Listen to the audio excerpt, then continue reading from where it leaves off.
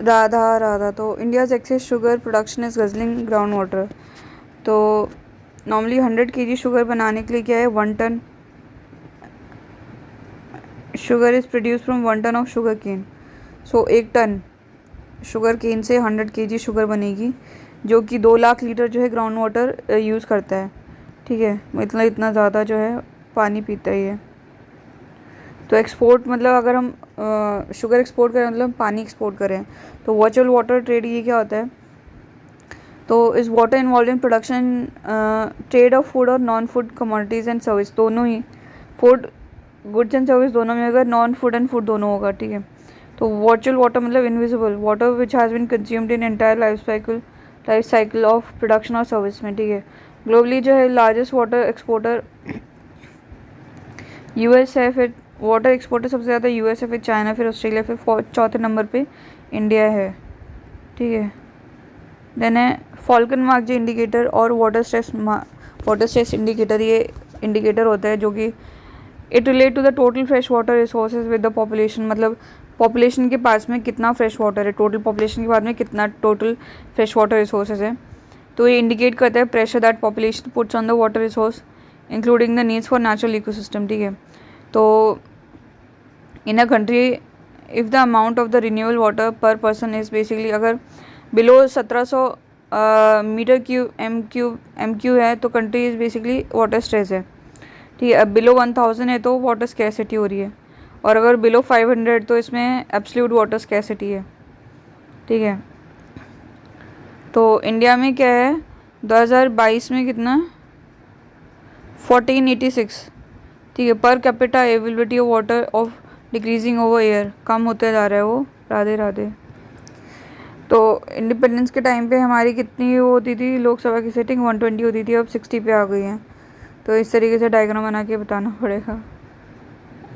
Then है Radhe Radhe. Then है new data from world resource institute, उसने एक्वाडक्ट वाटर रिस्क एटलस निकाला है, जिसमें बताया कि 25 कंट्री हैं जिसमें कि 1/4 ऑफ द ग्लोबल पॉपुलेशन है। तो उसमें एक्सट्रीम वाटर स्ट्रेस हो रहा है हर साल, एक्सट्रीमली हाई वाटर स्ट्रेस है फेस कर रहे हैं वो। ठीक है,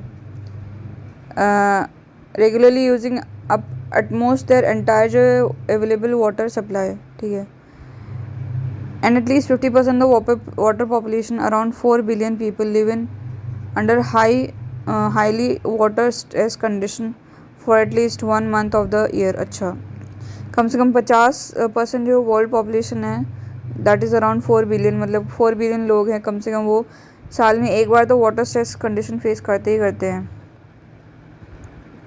Radha Radha. Then which country faces the worst water stress, तो 25 कंट्री जो है एक्सपोज कर रखी है extremely high water stress annually में। तो जो कि 80% जो है meaning they use over 80% of the renewable water supply for irrigation livestock industry, मतलब जो वाटर है उन्होंने अपना 80% यूज़ कर रखा है, बट 20% बाकी है। ठीक है, फर्स्ट 5 वाटर स्ट्रेस कंट्रीज में ये सब इंडिया और 24th नंबर पे है। ठीक है, अमंग 164 कंट्रीज एसेस करी हैं जो। तो मोस्ट जो है वाटर स्ट्रेस रीजन कौन सा है, रीजन मिडिल ईस्ट है, नॉर्थ अफ्रीका है, where 83% of the population is exposed to extremely high water stress, and South Asia जहाँ पे 74 is exposed population, 74% population exposed है। ठीक है, then 95% of the India's groundwater depletion was traced to North India where groundwater is primarily used for irrigation। तो 95% जो है north India में हुआ है। then a dynamic ground water resource assessment for the country,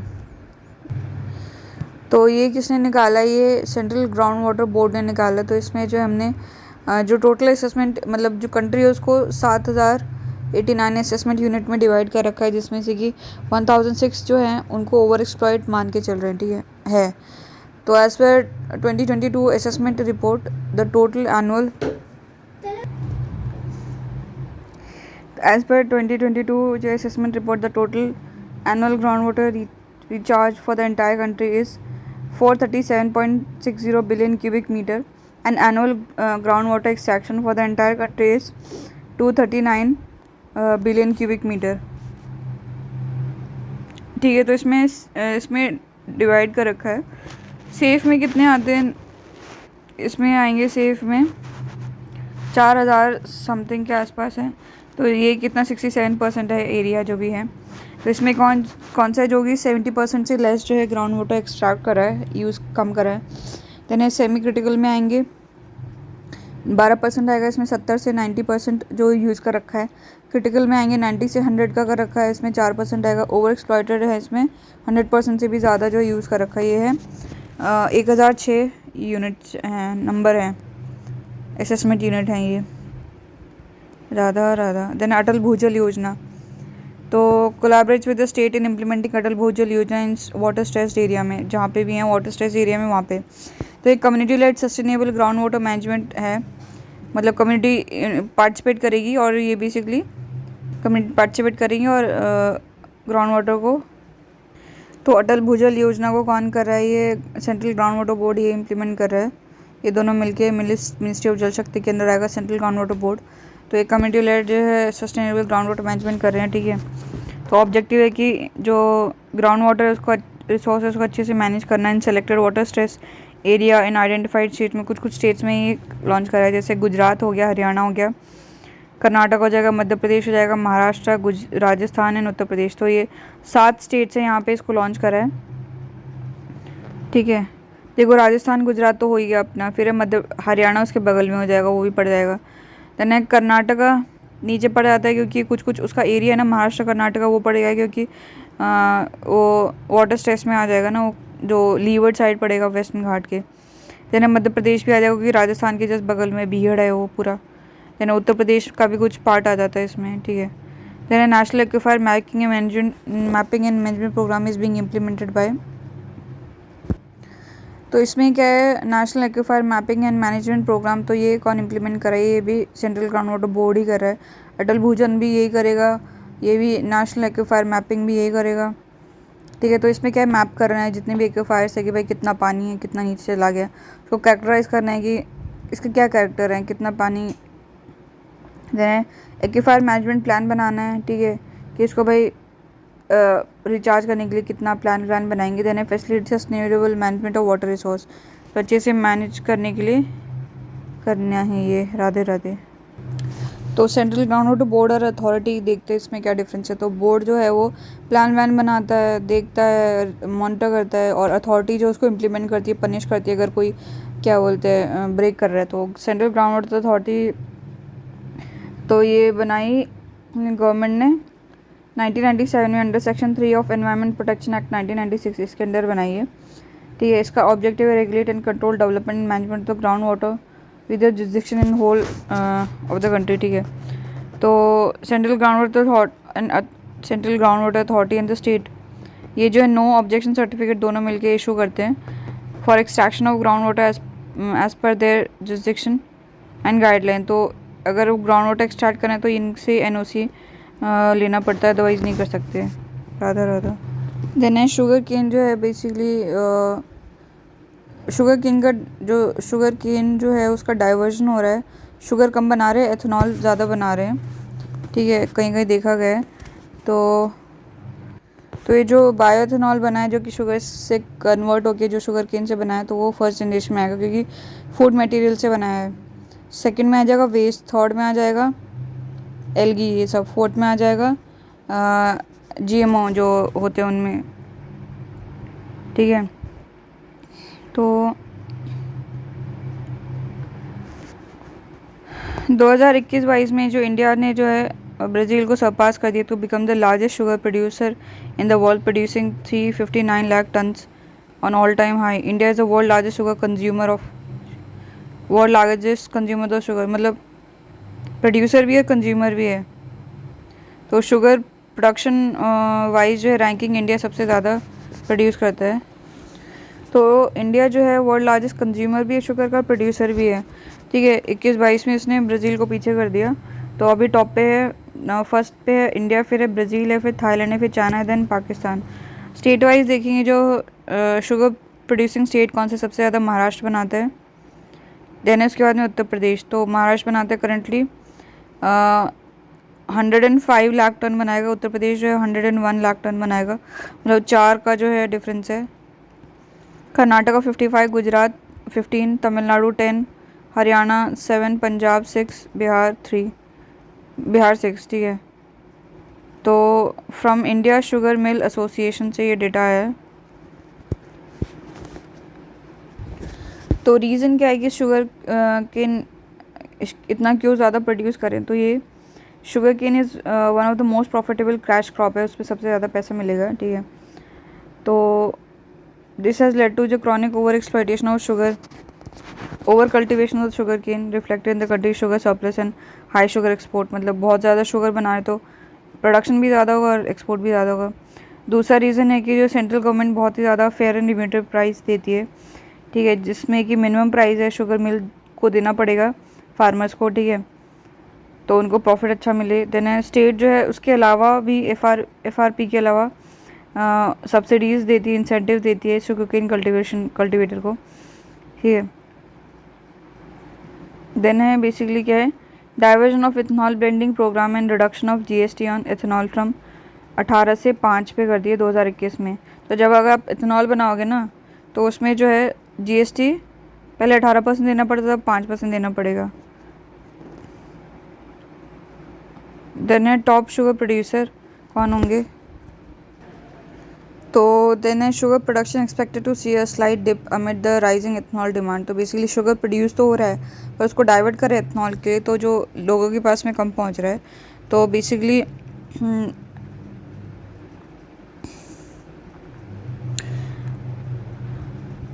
primary estimate by the Indian sugar mill association जो है shows that total production will be 362 lakh ton compare to 369 lakh ton on in ongoing season, ठीक है। Sugar diversion for ethanol was 45 lakh ton while it is nearly 41 lakh ton this season. तो ethanol blending program जो है 2025 तक हमको 20% करना है। अभी 2023 के हिसाब से हम 11-12% ही हमने मिक्स करा है अभी तक। तो जो एफआरपी जो होता है वो रिकवरी रेट पे बेस्ड होता है, ये तो 315 जो देते हैं तो ये कितना होता है एज़ फार एज़ 9.87% अगेंस्ट, मतलब क्या बोलते हैं उस पर देते हैं कितना परसेंट रिकवर हुआ। मान लो कि 100 केजी में से हमको 10 केजी मिला तो उसके हिसाब से देंगे, अगर उससे कम हुआ ना तो काट लेंगे, एफआरपी ज़्यादा हुआ तो फार्मर्स को एफआरपी ज़्यादा दे देंगे। तो ऑल इंडिया जो recovery rate was so far 9.87% against 10.7% year ago, मतलब पहले इतना था अभी और कम हो गया। Way the government fixed FRP of the sugar is based on 10.25 recovery rate. तो गवर्नमेंट ने 10.25 पे फिक्स कर रखा है इसको, उससे कम हो रहा है, ये भी 9.87 हो रहा है, तो मतलब कम ही मिल रहा है। Recovery rate is the amount of the sugar that sugar cane fetches in the higher the amount of sugar derived from the sugar cane greater the price is fetched in the market, ठीक है।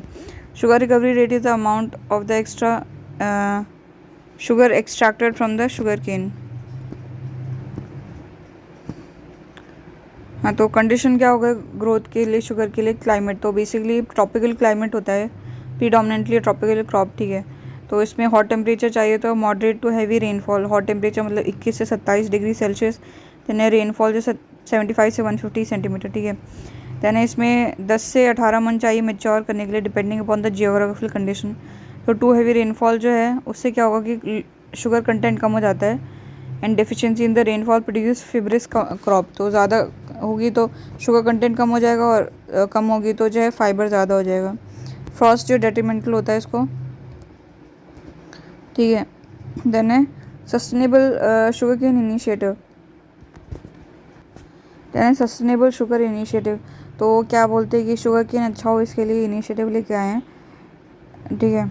It is another practical approach to sugar cane production which is based on the principle of more with less in agriculture like system of rice intensification, ठीक है। तो M है कि जो है productivity जो है वो बढ़ानी है with minimal output come use करेंगे और प्रोडक्टिविटी बढ़ेगी। तो इसमें क्या होगा कि कम सीड्स यूज़ करेंगे, कम वाटर यूज़ करेंगे, optimum utilisation of fertiliser and land to achieve जो मोर यील्ड, ठीक है। तो it is an alternative conventional seed water and space intensive sugar cane cultivation, तो उससे अलग है ये। तो इसके बेनिफिट्स क्या क्या होंगे कि इम्प्रूव जो water use efficiency, optimum use of fertiliser like flavour balance availability of the nutrient, then है there is a high sugar content in the cane due to better aeration and poor penetration of sunlight, then a reduction of cost of cultivation and increased return through intercropping.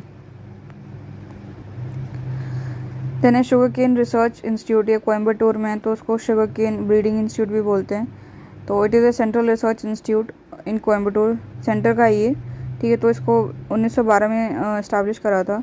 तो ये Indian council of agriculture research उससे affiliated है, क्योंकि agriculture ही तो कर रहे हैं, sugar cane करे तो ये प्रमोट करेगा रिसर्च को शुगर केन में, ठीक है। और देन है price determination of sugar cane. तो सेंट्रल गवर्नमेंट जो है देती है फेयर एंड रेगुलेटिव प्राइस, तो सेंट्रल अनाउंस करेगी। तो ये रिकमेंड करेगा इसको CACP, commission for agriculture cost and price, किसको करेगा, cabinet committee on economic affair इसको मतलब इसको रिकमेंड करेगा। और फिर ये जो है cabinet committee on economic affair ये अनाउंस करेगी, और cabinet committee on economic affair इसको CCEA जो है प्राइम मिनिस्टर इसको चेयर करेगा। तो FRP जो है based on Rangarajan committee report on reorganising the sugar cane industry, ठीक है। तो CACP जो है is an attached office of ministry of agriculture farmer welfare. तो ये एग्रीकल्चर मिनिस्ट्री से अटैच्ड ऑफिस है ये। तो ये एडवाइजरी बॉडी है, उसके रिकमेंडेशन जो है बाइंडिंग नहीं होते गवर्नमेंट को, ठीक है। Then state advisory price SAP, ठीक है। तो स्टेट गवर्नमेंट अनाउंस करती है by the government of the की sugar cane producing SAP is generally higher than FRP, तो स्टेट भी अपना इशू कर देते हैं। तो अभी का कितना प्राइस है, FRP जो है 315 जो है पर क्विंटल रुपीज़ देंगे शुगर फार्मर्स को, ठीक है। और इसमें अगर मान लो 1% का इंक्रीज़ होता है तो 3.07 पर क्विंटल ज़्यादा देना पड़ेगा, और 1% का डिक्रीज़ होगा तो 3.07 कम देना पड़ेगा फार्मर्स को। एंड ओवर द ईयर जो है FRP बढ़ता ही जा रहा है, डिक्रीज़ नहीं हुआ, डिप नहीं हुआ। देन है एथेनॉल। तो बेसिकली इसका फॉर्मूला क्या है, केमिकल फार्मूला C2H5OH है, ठीक है। बेसिकली इसको ethanol also called as ethyl alcohol, grain alcohol, drinking alcohol और सिंपल अल्कोहल, ठीक है। तो किस में अल्कोहलिक बेवरेज में मिलता है ये, and also use in chemical and cosmetic industries में यूज़ होता है। तो ट्रांसपोर्ट सेक्टर में बेसिकली यूज़ ब्लेंड करते पेट्रोलियम में, reduction harmful emission such as carbon monoxide and various hydrocarbons from the vehicle, इसको ब्लेंड करने से। देन है the government launch ethanol blending programme in 2003 to reduce the crude oil import and curtail the greenhouse gas emission from petrol-based vehicle. It started with the modest goal of achieving a blending of 5%, but the target is set for 2025 में 20% तक करना है, ठीक है। The government also reduced the goods and service tax from ethanol from 18 से 5% कर दिया। कब करा, 2021 में कम कर दिया। Then ethanol production, Radhe. तो install capacity with sugar mill for ethanol production is currently क्या बोलते हैं 730 करोड़ लीटर है ईयर, इतना इंस्टॉल्ड कैपेसिटी है, ठीक है। That 85% of the ethanol supply comes from sugar mill, ठीक है। दैन नीति आयोग जो estimate that more than 1000 crore litre of ethanol is required for 20% blending, इतना चाहिए होगा, ठीक है। देन इसके में सेकेंड जनरेशन से एथनॉल बनाने के लिए है प्रधानमंत्री जीवन, दैट इज़ जैव ईंधन वातावरण अनुकूल फसल अवशेष निवारण योजना। तो इसका ऑब्जेक्टिव है कि फाइनेंशियल सपोर्ट देंगे to integrate bio ethanol project for setting up second generation ethanol projects in India using lignocellulosic biomass and other जो है renewable feedstock. Total financial outlay जो है इसका 1969 करोड़ 0.50 करोड़ है। बेसिकली 2018 से 24 तक का ये प्रधानमंत्री इसका, ठीक है। यानी फाइनेंशियल असिस्टेंस तो इसमें मैक्सिमम जो फाइनेंशियल असिस्टेंस 150 करोड़ पर project for commercial project and 15 crore पर प्रोजेक्ट फॉर डेमोन्स्ट्रेशन प्रोजेक्ट। तो कमर्शियल के लिए कितना मिलेगा 150 और डेमोन्स्ट्रेशन के 15 करोड़ मिलेगा, ठीक है। देन है सेकेंड जनरेशन क्या है, basically produce from agriculture residue and by products organic waste most preferably wood, grassy waste material as feedstock and bio degradable fractions of municipal industrial wet, इससे बन के जो बनता है वो सेकेंड में आएगा। तो 2G ethanol bio refineries apart from जो producing cellulosic ethanol also produce pellets, ये भी बनाते हैं पैलेट्स जो कि सरप्लस लिग्निन से बनता है। बायोगैस, तो ये which can be upgraded to bio CNG, ठीक है। Then liquid CO2 oblique dry ice for supply to poly house and cold storage which would support horticulture activities and quality compost which will increase farm yield and reduce the chemical fertiliser consumption. तो इसके अलावा जो है 2G ethanol वाले जो भी projects हैं वो pellet, biogas, liquid CO2 dry ice और क्वालिटी कंपोस्ट ये भी बनाते हैं, ठीक है। देन है Radha centre for high technology और technical body under the ministry of petroleum and natural gas जो है वो इम्प्लीमेंट करेगी इसको। प्रधानमंत्री जैवधन जो है वो इसको ये इम्प्लीमेंट करेगी, सेंटर फॉर हाई प्रधानमंत्री जीवन योजना, ठीक है। India's excess the sugar production is guzzling basic ground water, ठीक है। तो वर्चुअल वाटर ट्रेड देख लिया हमने अभी, राधा। तो जो पर कैपेसिटी एवेलेबिलिटी ऑफ वाटर है वो डिक्रीज़ हो रहा है, तो अभी हमारा 2022 में है 1486 और 2050 के आते आते 1140 हो जाएगा। जो पहले देखा था ना ग्राफ वो उसी का एडिशन है, 2050 का नहीं बताया था मैंने। तो रिकवरी रेट जो है बिलो मान लो 9.25 है, उसके नीचे भी होता है तो 9.2 वाला तो देना ही है, ठीक है। 9.25 से नीचे रिकवरी रेट है तो 9.2 उससे नीचे नहीं जाएगा। तो भी 9.25 बताया था, तो एक्चुअली 9.5 है। तो 9.5 से नीचे अगर प्रोडक्शन होता है, मान लो 8 हो गया, 8% हुआ, तो 9.5 वाला ही प्राइस देंगे। तो एक क्वेश्चन है, तो India has been largest producer of sugar in the world since 2015, नहीं ये 2021-22 से लार्जेस्ट प्रोड्यूसर हुआ है। देन इंडिया जो है ऑलरेडी अचीव कर लिया उसने 11% ब्लेंडिंग इथेनॉल का मार्च 2023 में, हाँ ये सही है। देन है PM जीवन जो है तो ये provide financial support to production of bioethanol from alga and genetically modified organism, ये गलत है, वो सेकेंड जनरेशन वाले को देगा। Then sugar mill are responsible for over 80% of the ethanol supply, ये सही है।